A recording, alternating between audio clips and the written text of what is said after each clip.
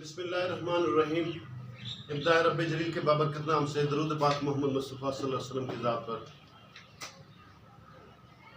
रशमत Ali, MPhil physics, professor of physics, Khawaja Farid government post graduate college रमियात। Physics zone की तरफ से चैप्टर नंबर 7 का लेक्चर नंबर 3 है। FSc physics first year inter का फर्स्ट पार्ट है। हम इससे पहले 3 लेक्चर में 2 लेक्चर में पढ़ चुके हैं सिंपल हार्मोनिक मोशन। तो इससे पहले जो लेक्चर था वो था simple harmonic motion in circular motion. तो सर्कुलर मोशन के हवाले से हम डिस्प्लेसमेंट मालूम करके उसका रिलेशन मालूम करके, तो आज 2 मज़ीद चीज़ें जो हमने, अगर हम ये कहते हैं कि पार्टिकल सर्कुलर पाथ में मूव कर रहे हैं, उसका प्रोजेक्शन डायमीटर में वाइब्रेट कर रहा है, तो फिर उसके लिए वेलोसिटी, एक्सेलरेशन और डिस्प्लेसमेंट के लिए रिलेशन एग्जिस्ट करेगा। तो आज हमारे पास दूसरा है instantaneous velocity. Instantaneous velocity particle की, हम चूँकि जानते हैं अगर सर्कुलर पाथ में बॉडी मूव कर रही हो तो उसकी वेलोसिटी मुसलसल चेंज होती है।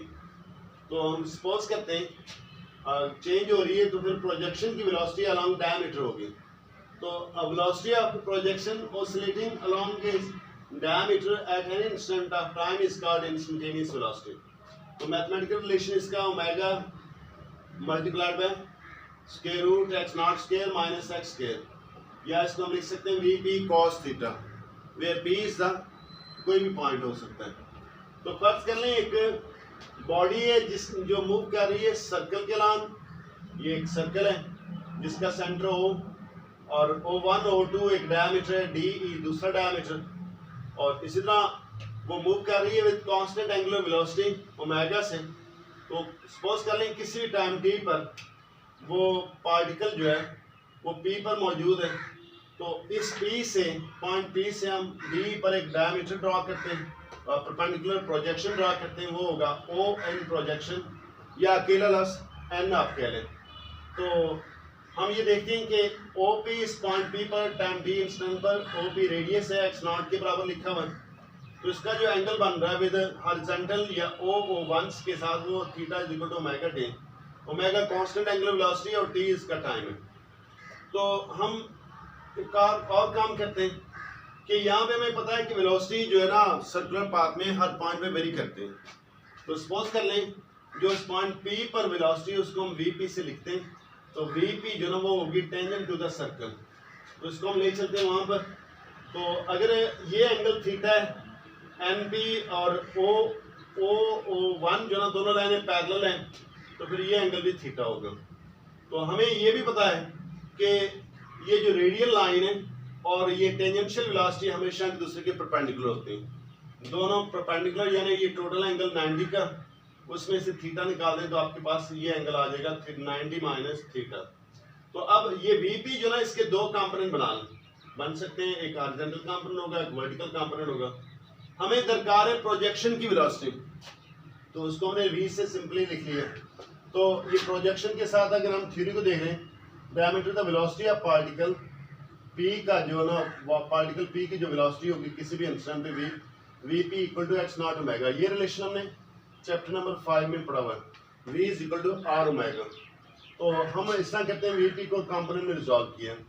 जो हमारा मकसद का कंपोनेंट है वो साइन थीटा है। तो लिहाजा हम देखते हैं ये ट्राइंगल जो दिख रही है हमें NP जिसका एंगल 90 माइनस थीटा के बराबर है, तो इसमें साइन 90 माइनस थीटा परपेंडिकुलर और हाइपोटेनस होता है। परपेंडिकुलर इसमें हमारे पास Vp और हाइपोटेनस है V और Vp। तो लिहाजा इसमें से हम ऐसा कहते हैं कि cos sin 90 माइनस थीटा जो होता है ये एक ट्रिग्नोमेट्रिक रेशियो है जो कि बराबर होगा cos थीटा के बराबर। ये हम इसको सॉल्व कर सकते हैं cos sin alpha plus beta या sin अल्फा माइनस बीटा उसके मुताबिक। लिहाजा V equal to Vp minus Vp cos theta के बराबर। अब इस तरह कहते हैं कि ट्राइंगल हम कंसिडर करते हैं, ये हमने इसको ट्राइंगल को अलग से ड्रॉ किया हुआ ONP। हम यहाँ पे देख रहे हैं उसका प्रोजेक्शन का डिस्प्लेसमेंट, ये हम पहले मालूम कर चुके हैं x के बराबर, और ये जो ना उसका रेडियस x नॉट। तो इसमें हमें अगर हम समझते हैं कि cos थीटा चाहिए, तो cos थीटा होता है NP ओवर इस ट्राइंगल के हवाले से OP। यानी बेस ओवर हाइपोटेनस, बेस है एनपी, हाइपोटेनस इसका ओपी। तो इसमें से हमें ओपी का इलम है, ओ एन का इलम है, लेकिन इस एनपी का इलम नहीं है। तो इस हवाले से हम यूज करेंगे पाइथागोरस थ्योरम। तो पाइथागोरस थ्योरम क्या है? X square equal to b square minus b square. तो OP square equal to O N square. इस ट्राइंगल के हवाले से आप देख लें, ओपी इसका हाइपोटेनस है, ओ एन इसका परपेंडिकुलर है और एन पी जो है इसका ये है बेस। तो एन पी हमें मालूम करना है, इसको एडजस्ट कर लें, OP square minus O N square values put कर लें। तो एन पी हो गया square root x nought square over x. तो लिहाजा इसकी कॉस थीटा की जगह पर वो हमने वैल्यू पुट कर दी एन पी की और नीचे उसकी ओ पी की। तो यहाँ से एक्स नॉट जो ना वो इस एक्स नॉट से कैंसिल हो गया, बाकी आपके पास रिलेशन बचा ये एंगुलर वेलोसिटी का, वेलोसिटी टेंजेंशियल, ये वेलोसिटी ऑफ प्रोजेक्शन किसी भी लम्हे जो वेरी कर रही तो इस फॉर्म में वेरी कर रही। इसके केसेस हैं, अगर सपोज कर लें ये प्रोजेक्शन डी से ई की तरफ, ई से फिर दोबारा डी की तरफ एक वाइब्रेशन मुकम्मल करता है, तो उस दौरान ये मेन पोजीशन से गुजरेगा। जब ये मेन पोजीशन पे होगा तो एक्स जीरो हो जाएगा, एक्स जीरो होगा तो उसकी वेलोसिटी क्या हो जाएगी? ओमेगा एक्स नॉट, यानी ये मैक्सिमम वेलोसिटी है, इसको हम कहते हैं वी नॉट या वी मैक्सिमम वेलोसिटी। इसी तरह जब ये एक्सट्रीम पोजीशन पे पहुंचेगा डी पे या ई पे, तो फिर उस वक्त एक्स जो है वो एक्स नॉट के बराबर हो जाएगा, जितना ये फासला जितना ये फासला ये सब इक्वल हो जाएंगे। तो लिहाजा फिर उसमें वेलोसिटी क्या होगी? ये इस मामले में अगर सब्स्टिट्यूट करते हैं एक्स की जगह एक्स नॉट, तो ये दोनों कैंसिल हो जाएंगे, रिजल्ट आ जाएगा जीरो। तो ये हम कहते हैं मिनिमम वेलोसिटी, वी मिनिमम। तो मिनिमम वेलोसिटी कहाँ पे होती है? ये एक्सट्रीम पोजीशन पर, डी पे या ए पे, जब इस प्रोजेक्शन इस डायमीटर के अलोंग वाइब्रेट करे। और मैक्सिमम वेलोसिटी कहाँ पे होती है? सेंटर पे। तो दरमियान में वेलोसिटी क्या होगी? ये जो रिलेशन है ये बेसिकली इंस्टेंटेनियस वेलोसिटी का रिलेशन है। तो यहाँ से हम कंक्लूजन क्या ड्रा करते हैं कि जब पार्टिकल सर्कुलर पाथ में मूव करे तो उसका प्रोजेक्शन डायमीटर के अलोंग ऑसिलेट करेगा। अगर पार्टिकल उसके अलोंग ऑसिलेट कर रहे हैं तो उसकी वेलोसिटी वैसी होगी जिस तरह की मास स्प्रिंग सिस्टम की ऑसिलेशन के दौरान होगी। नेक्स्ट इसका हिस्सा है, ये जो आर्टिकल अभी हम समझ चुके हैं, basically as a long question, as a short question, as MCQ इसमें से आ सकते हैं, इसलिए ये बहुत इंपॉर्टेंट है। सबका पेपर में देखेंगे तो यहाँ पे कहीं ना कहीं ये हमें मिल जाएगा। नेक्स्ट है acceleration in terms of omega, यानी सर्कुलर पाथ में जो पार्टिकल का एक्सेलरेशन है वो और उसके साथ जो प्रोजेक्शन का एक्सेलरेशन वो क्या होगा। तो मैंने body moves around a circle, its projection oscillates along diameter such that its acceleration is directly proportional to x vector position से and directed towards the main position। यानी इसको आप लिख सकते हो a mathematically a is equal to minus omega square और x। तो minus omega square ना कांस्टेंट एंगुलर वेलोसिटी, हम पहले भी जिक्र कर चुके हैं।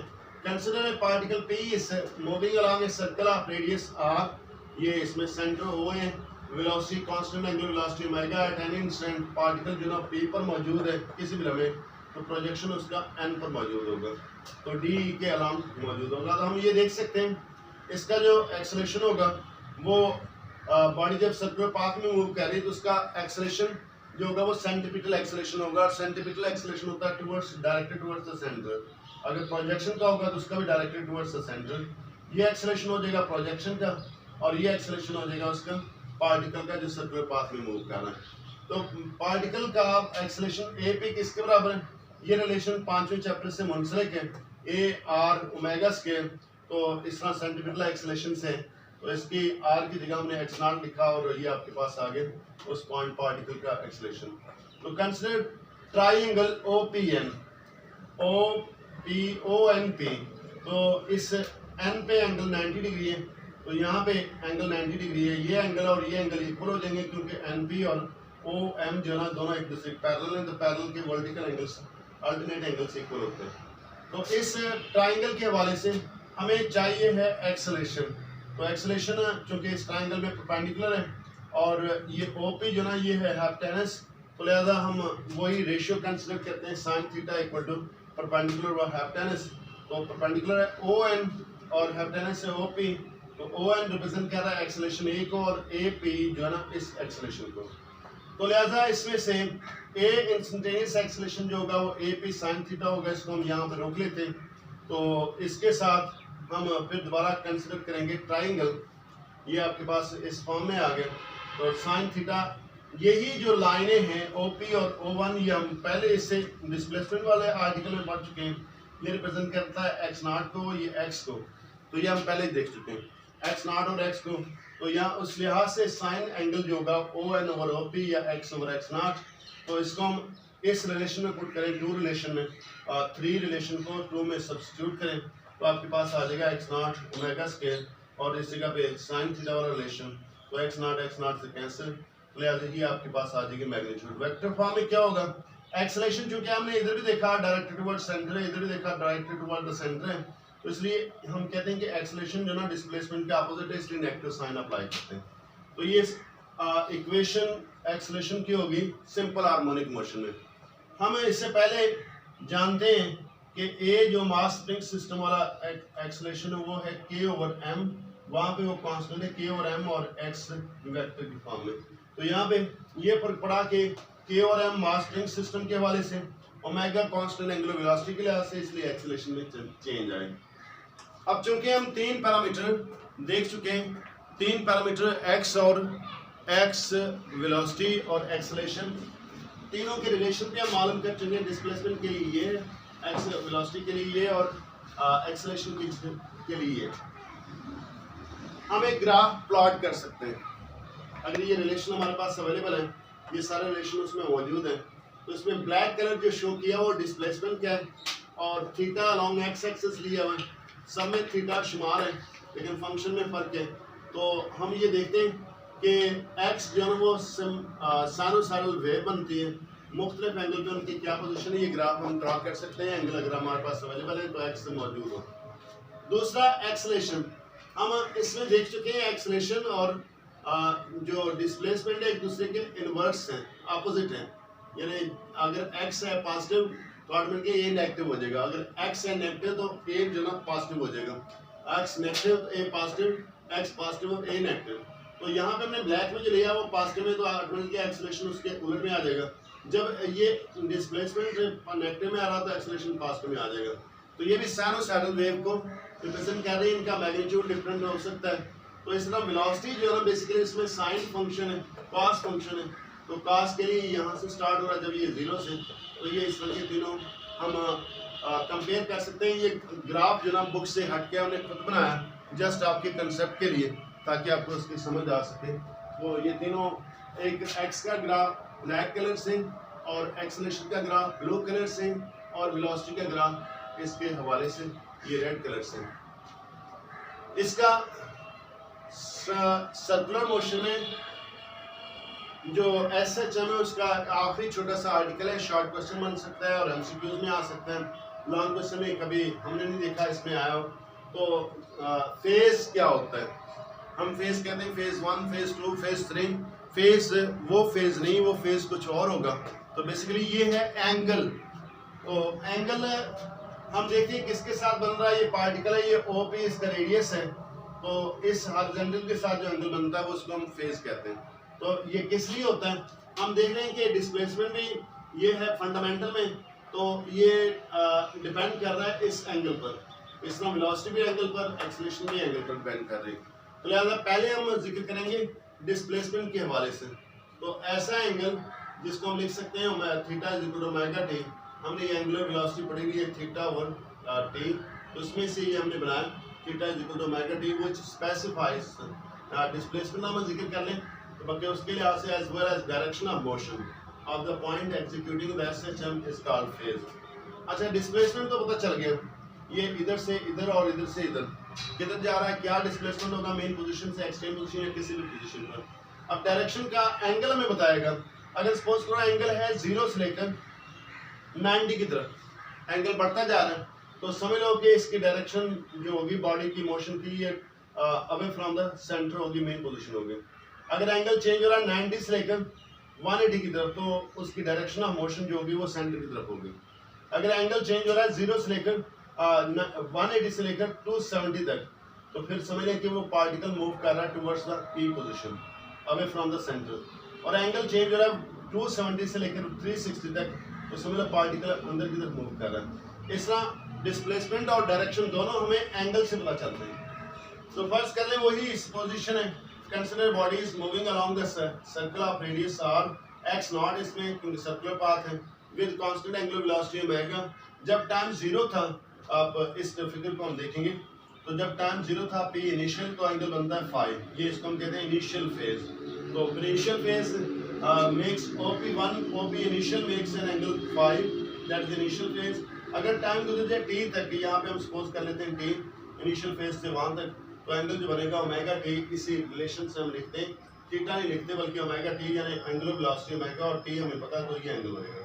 अब दोनों का कॉम्बिनेशन जो होगा वो थीटा होगा, फाई और प्लस ओमेगा टी। तो हम ये ट्राइंगल अगर हम कंसिडर कर लें ONP, ये ONP जो है जिसमें एंगल एन पे 90 डिग्री है, तो साइन ये इसका जो एंगल है MNP जो है वो ON ओवर OP, तो यहाँ से ON निकाल लेते हैं, फिर sine omega t plus five, तो x equal to x nought sine omega t plus five. तो इसमें से हम देखते हैं अगर इस डिस्प्लेसमेंट का रिलेशन कंपेयर करें तो theta is equal to omega t plus five. तो जब सपोज कर लें केस 1 है तो टी हो जाए 0, इसमें आप टी 0 पुट कर दें तो आपके पास थीटा इक्वल टू फाइव हो जाएगा, इसको हम कहेंगे इनिशियल फेज। और अगर सपोज कर लें इनिशियल फेज है π/2 यानी 90 डिग्री, तो फिर उसके बाद यही रिलेशन आप इस रिलेशन में पुट करें तो आपके पास आ जाएगा x nought x equal to x nought cos omega t. तो ये ग्रीन कलर से शो किया हुआ, इसका पहला जो ग्रीन कलर से इनिशियल फेज हो गया π/2, तो फिर किसी भी लम्हे यानी इनिशियल मोशन आपने शुरू की डी से सर्कुलर पाथ में, तो उसका पार्टिकल हो गया किसी भी जगह प्रोजेक्शन एन इस जगह पे, तो फिर certain time delta omega T से बाद में जो प्रोजेक्ट कर रहे हैं, तो हम ये समझ लें कि कॉस थीटा से वो प्रोजेक्शन होनी, तो लिहाजा इस तरह फेज का कंसेप्ट भी मुकम्मल होता है। आज का लेक्चर भी तकमील को पहुंचता है। अल्लाह हम सबका हामी नासिर हो। अल्लाह हाफिज़।